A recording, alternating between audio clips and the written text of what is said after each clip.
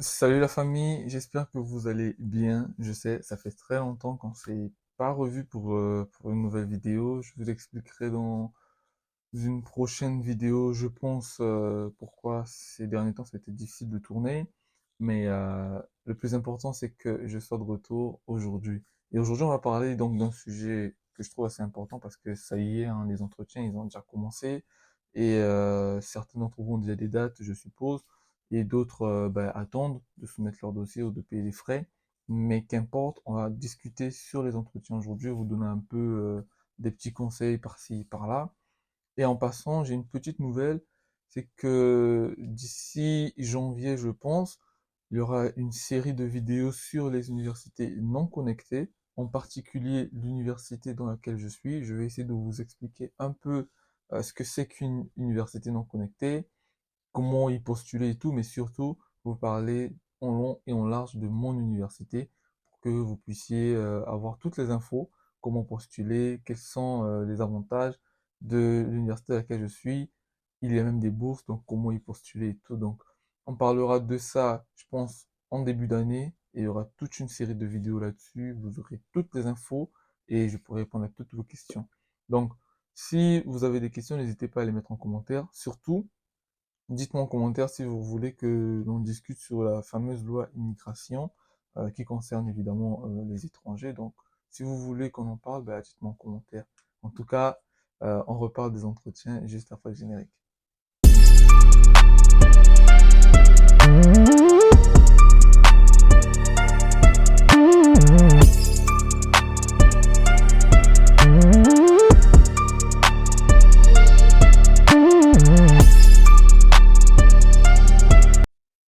De retour dans la vidéo, alors je ne vais pas vous expliquer ce que c'est qu'un entretien, je pense que vous êtes assez grand pour savoir ce qu'est un entretien, mais juste vous expliquer que le but en fait de l'entretien que vous allez passer, donc c'est d'évaluer vos facultés à parler français, forcément vos capacités, mais aussi vérifier votre identité, en savoir plus sur vous, vous poser évidemment des questions en ce qui concerne votre parcours scolaire, antérieur, actuel, ce que vous faites, savoir pourquoi vous avez choisi la France, etc., etc.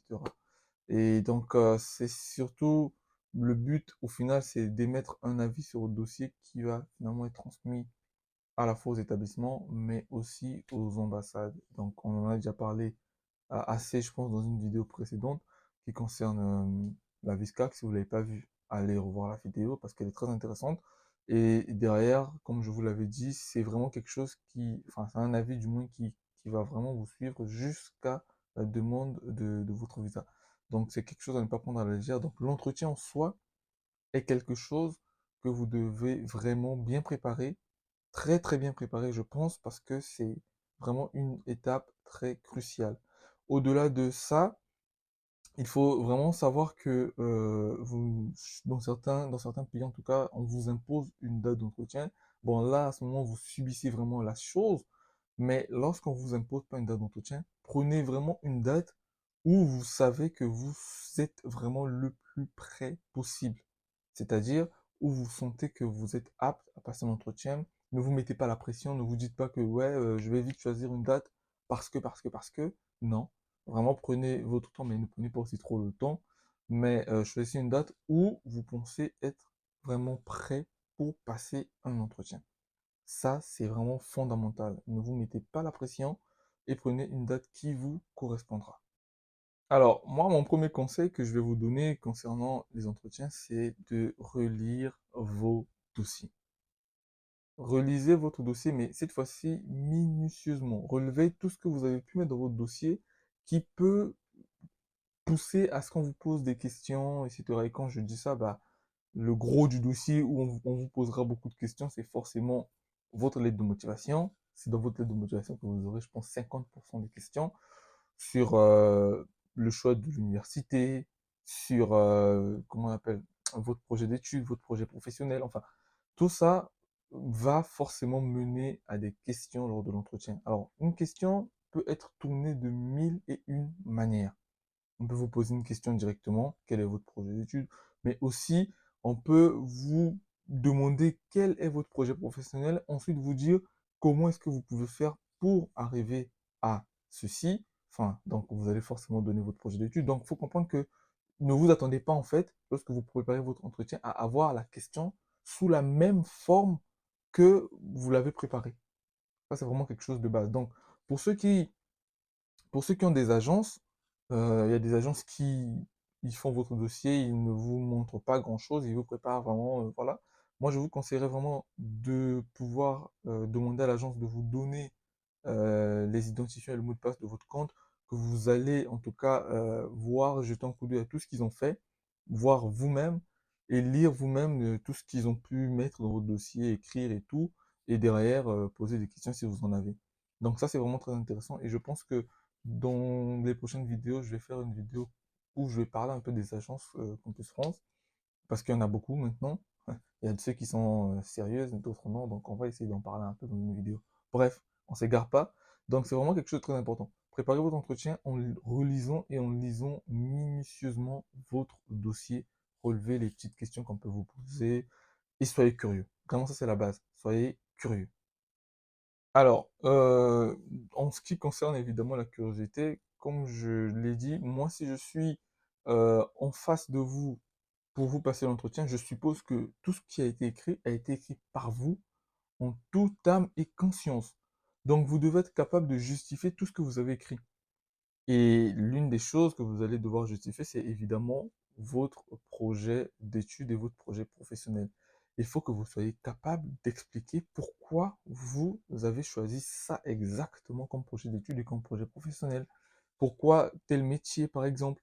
Donc, quand je le dis, évidemment, allez faire des recherches dessus, mais des recherches approfondies, parce que vous jouez votre procédure aussi ce jour-là. Donc, allez faire des recherches, pas des recherches banales. Allez faire des recherches approfondies. N'hésitez pas à faire des petites fiches où vous allez écrire un peu. Sur le net, vous pouvez voir, il y a des sites qui proposent des réponses questions un peu aux entretiens, etc.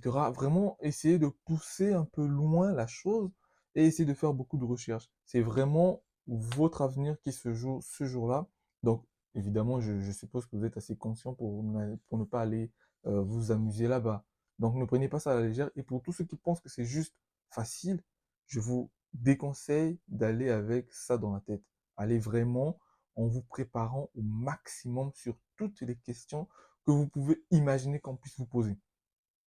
Il y a même des gens qui font des témoignages, je lui disent qu'on leur a demandé le prix d'une baguette en France. Je ne sais pas si c'est vrai, parce que moi, on ne me l'a jamais posé. Je ne sais pas si c'est vrai, mais vous imaginez comme si c'est vrai, au point où ils peuvent aller. Donc, celui qui vous passe l'entretien, c'est pas votre frangin, c'est pas votre ami, il n'est pas là pour vous faire un cadeau là-bas. Il n'est pas là pour vous faire des câlins et des bisous. Il est là pour vous poser des questions sérieuses. Donc vous, vous devez répondre de façon sérieuse. Alors, en parlant même de réponses sérieuses, je vais vous donner un conseil simple, à mon avis, hein, et je pense que vous serez tous d'accord. Évitez de donner des réponses qui vont derrière vous compliquer la vie. On vous pose une question simple, répondez simplement avec des mots simples. Ça, c'est vraiment la base. Répondez simplement avec des mots simples. Ça, c'est un conseil que je vais vous donner. N'allez pas là-bas pour leur prouver à eux que vous maîtrisez plus le français qu'eux-mêmes. Non, il n'y a pas besoin de ça. Vous allez sortir des gros mots là-bas. Et il faut savoir que lors d'un entretien, c'est une discussion. Donc, une réponse peut entraîner une autre question. Donc, si vous répondez avec des mots techniques compliqués, derrière, on vous pose des questions. Si vous ne maîtrisez pas ces mots, vous êtes perdu. Donc, vraiment, essayez de répondre le plus simplement possible aux questions du moins qui vous seront posées. Soyez simple, soyez bref, mais pas trop bref non plus. Astuce, en tout cas, ça c'est ce que moi je conseille aux gens. Quand vous répondez, essayez d'aller vraiment le plus lentement possible. Répondez vraiment tout doucement, tranquille. Ne vous mettez pas la pression, pas de stress. Répondez tranquillement. Il faut comprendre qu'ils ont un planning, eux, à respecter. Ils ont un nombre, ils ont des créneaux, en tout cas, à respecter. Ils ont un nombre de personnes qu'il faut qu'ils prennent. Donc, derrière, vous, vous avez un créneau peut-être de 30 minutes. Donc, vous essayez de gratter le maximum de secondes que vous pouvez. Gratter le maximum de secondes. Après, un entretien, ça peut durer plus ou moins 30 minutes. Il y a toujours une marge d'erreur, hein. Il y a des entretiens qui durent moins de 30 minutes, 5, 10 minutes, c'est bon. Il y a des entretiens qui durent 40, 45 minutes. Donc, essayez de gratter le maximum de temps. Gratter le maximum de temps. Autre chose, encore pour gratter un peu le temps, essayez de faire vraiment de l'entretien une conversation harmonieuse. Ou même la personne qui vous passe l'entretien participe à l'entretien en vous donnant des infos, en parlant de lui, enfin, posez même la personne des questions, mais de façon intelligente. Pour que la personne aussi, en vous répondant, évidemment, ça vous fait gagner du temps derrière aussi. Et si je prends un exemple simple, quelqu'un qui vous pose une question sur la vie en France, par exemple. Je prends un exemple, vous avez un monsieur devant vous, un monsieur français, parce que la majorité c'est des Français, qui vous pose une question sur la vie en France. Vous lui répondez évidemment, déjà de base en lui expliquant que la vie en France dépend de la ville dans laquelle vous vous trouvez, c'est pas également réparti. Il y a des villes où si la vie est plus chère et il y a des villes où la vie est moins chère, etc., etc. Vous parlez de ça. Vous pouvez rebondir sur ça en lui disant, par exemple, je donne un exemple, hein, mais vous, depuis le temps que vous avez quitté la France et actuellement, est-ce que vous trouvez que le coût de la vie est toujours le même? Il peut vous répondre, et même en répondant, il peut même aller plus loin parfois et commencer à parler de lui. Il y a des gens qui aiment beaucoup parler d'eux aussi. Donc, il va parler de lui, et puis bon, vous êtes tranquille, hein, vous écoutez juste, vous êtes chill, parce que vous gagnez votre temps. Donc, essayez de faire de l'entretien vraiment une conversation où vous voulez aussi apprendre un peu sur lui, et lui, il veut apprendre un peu sur vous. Essayez de gagner un peu de temps. Un peu, un peu, un peu, un peu. Voilà. Autre chose, les entretiens ne se ressemblent pas.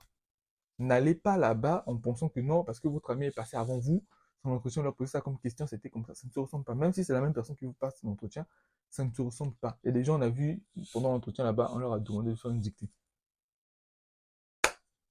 Voilà.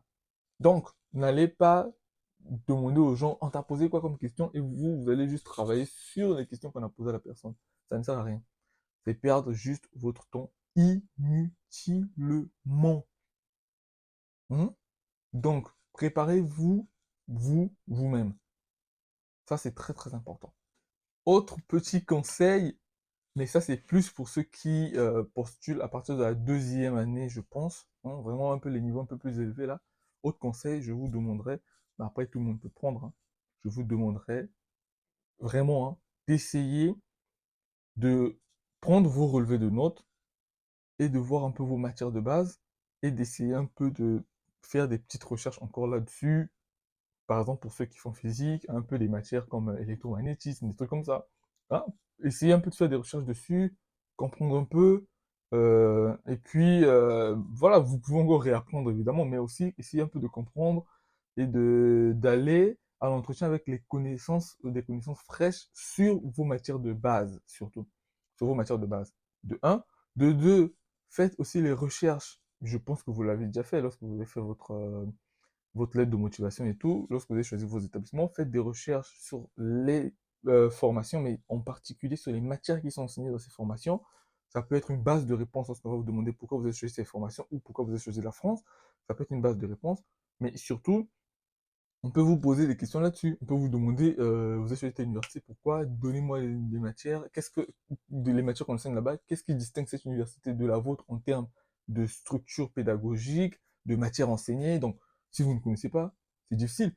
Il faut savoir aussi que la personne qui est en face de vous, en général, lors des entretiens, ils ont un ordinateur devant eux où ils tapent évidemment des notes par rapport à ce que vous donnez comme réponse, mais aussi où ils vont faire des recherches lorsqu'ils ne connaissent pas eux-mêmes la réponse. Parce qu'ils vont ne pensez pas que toutes les questions qu'on vous pose sont des questions auxquelles, en fait, eux, ils ont des réponses. Non, parfois, ils n'ont pas des réponses. Donc, ils vont taper sur Google ou sur le net, ils vont voir. Donc, n'allez pas là-bas pour les piéger. C'est vrai que vous pouvez les piéger, hein, mais n'allez pas là-bas pour les piéger. Allez là-bas, répondez bien, parce que si eux, ils vous attrapent, c'est plus compliqué pour vous.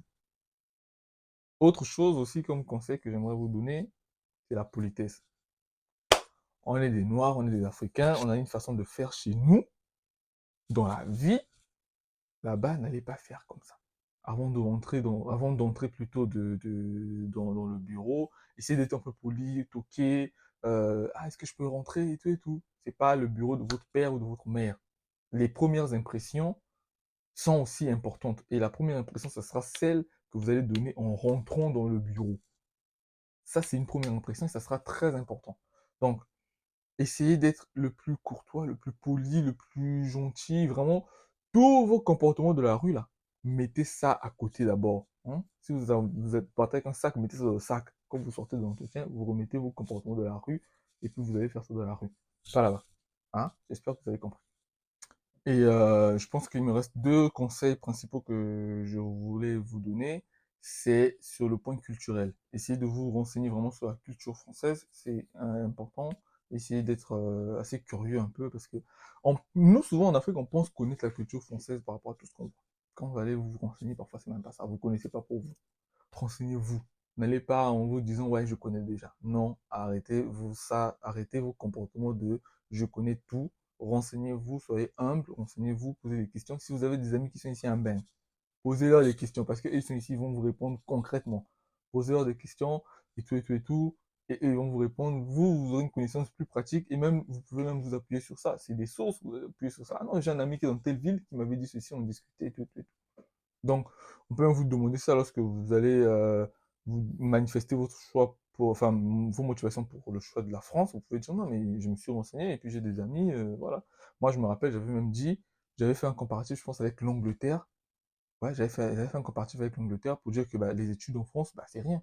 C'est rien. C'est 170 euros, je pense, pour les licences quand on est exonéré, ou de 2770 € lorsqu'on n'est pas exonéré. Mais j'ai fait comprendre que 2770 €, c'est rien. Quand tu as des pays comme l'Angleterre où par année tu payes environ 11 000 €. Donc, bien que ça soit cher par rapport à l'Afrique, mais au moins, c'est pas grand-chose par rapport au standing européen. Donc, vous pouvez avancer des arguments comme ça, ok? Et surtout, soyez enthousiaste, soyez vraiment montrer que non, vous êtes enthousiaste par rapport à tout ça, même si au fond de vous, voilà. Et autre chose aussi, essayez de vous entraîner. Ça, c'est très important. Entraînez-vous avec des amis, et tout ça, ou même vous-même, hein, ça, c'est pas un problème. Entraînez-vous, ça, c'est la base.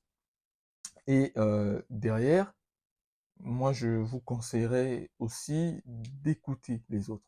Vraiment, écouter. Nous, les Africains, on a souvent tendance à ne pas écouter les autres. On va souvent par rapport à ce qu'on pense, par rapport à nous, notre façon de voir les choses, de faire. Apprenez à écouter les autres. Hein. Brisez un peu les cornes, là. Vous brisez ça. Hein. Vous rabaissez-vous parce que vous voulez apprendre, vous voulez aussi arriver ici. Parce que si vous faites la procédure, vous venez aussi. Sinon, pas, vous ne ferez pas la procédure. Hein. Voilà. Arrêtez ça. Vraiment, voilà, venez ici.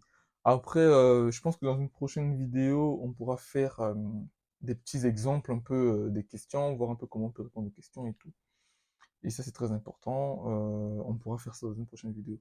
Le dernier conseil que je vais vous donner, les amis, et ça, c'est très important, si vous êtes chrétien, parce que c'est souvent les frères en Christ qui font ça, si vous êtes souvent chrétien, et que non, la Bible ne ment pas, tout ça là, restez chez vous. Hein, allez, là, arrêtez ça. Restez chez vous. Je ne dis pas que mentir, c'est bien. Mais aller à un entretien en allant dire toute la vérité, rien que la vérité, ah, même ici, c'est compliqué.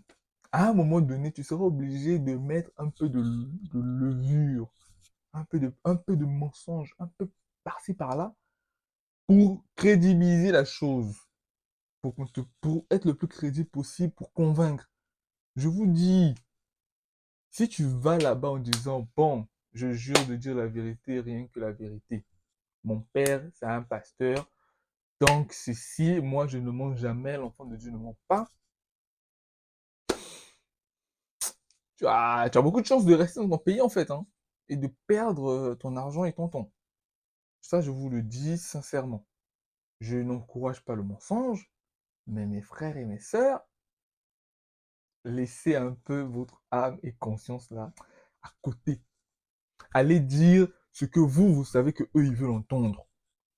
Mais dites-le de façon convaincante. N'allez pas dire des choses, eux ils vont savoir que oui, tu dis tu dis ce que je veux entendre, mais ils sentent que tu n'y crois pas toi-même. Non, tu n'y crois pas. Non.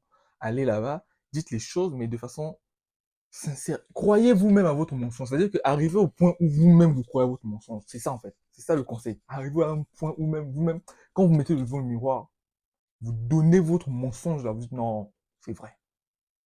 C'est à ce niveau que vous devez arriver. Soyez convaincant.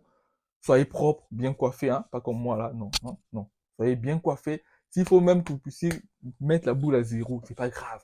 Je vous ai dit, les premières impressions comptent. Donc, soyez propre, bien coiffé, bien habillé. Soyez même sur votre 41, c'est pas un problème. 42, 28, non, 41.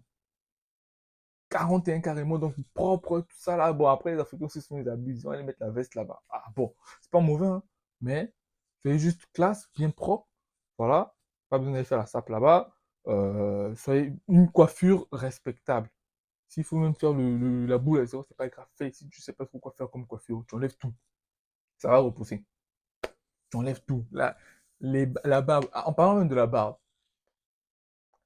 quand vous mettez vos photos dans vos documents, dossiers, compétences là, s'il vous plaît, faites des photos où vous rasez, où vous êtes là. Ne faites pas des photos où vous laissez vos barbes, après vous paraissez plus vieux. Ils vont encore refuser, eux là-bas, ils vous connaissent pas, ils voient la photo. Hein? Donc, tout ça là, c'est vraiment quelque chose qu'il faut avoir même dans vos dossiers qu'on peut faire. Soignez tout, soignez vraiment. Les premières impressions, c'est important, je vous le dis, je vous le redis. Ah, bon. J'espère que mes conseils vont vous aider, hein. Mais en passant, en tout cas, dans une prochaine vidéo, comme j'ai dit, on va essayer de prendre quelques questions au hasard qui peuvent être posées pendant la procédure. On pourra voir comment y répondre. Au mieux, on pourra même faire un comparatif entre quelqu'un qui dit toute la vérité et quelqu'un qui essaie de mettre des petites pincées de mensonges et voir qui a un meilleur rendu et qui peut facilement convaincre. Donc, on parle de tout ça en tout cas dans les prochaines vidéos, les amis. Et comme je vous ai dit, il y aura toute une série de vidéos sur mon établissement. Et je pense que ça vous plaira parce que ça sera des, des, des, des points en plus pour vous, mais aussi des formations en plus, des choix en plus que vous pourrez faire et ça sera toujours bénéfique pour vous. Donc les amis, on se capte très bientôt pour des prochaines vidéos et pour parler toujours de cette fameuse procédure qui nous casse la tête d'année en année. Ciao, ciao et bonne semaine à vous.